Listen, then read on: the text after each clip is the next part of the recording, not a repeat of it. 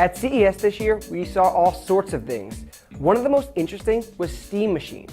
These compact gaming computers operate on Valve's new SteamOS, which the company hopes to compete with the Xbox One and PlayStation 4.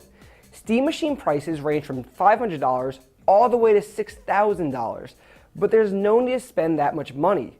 I'm Dan Graziano, and I'm going to show you how to transform your computer into a Steam machine. Before we get started, SteamOS is still a beta. There are tons of bugs that have to be ironed out, and performance isn't very stable. Installing the operating system will also erase everything on your hard drive, including Windows, so it's imperative that you back up or disconnect the primary drive and use a spare drive. There are two methods to install SteamOS, an easy method and a custom install method. Today we'll focus on an easy one. Your computer must be equipped with an Intel or AMD 64-bit processor, have at least 4 GB of RAM, an Ethernet connection, and 1 TB of hard drive space. Your motherboard must also include UEFI boot support, which most motherboards from the past few years do. An NVIDIA graphics card is recommended, but SteamOS supports both AMD and Intel GPUs, although Valve has said that's optimized the platform for NVIDIA graphics.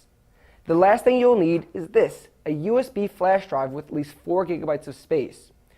You'll start by downloading the official SteamOS image zip from Valve's website.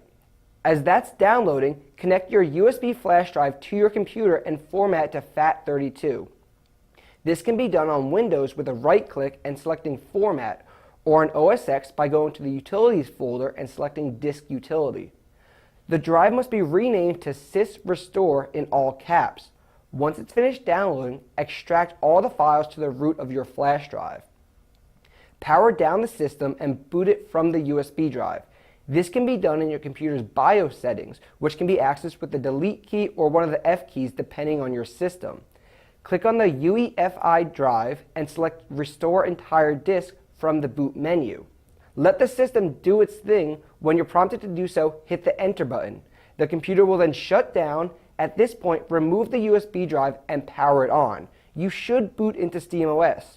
From here, simply log in or create a new Steam account and begin exploring the operating system.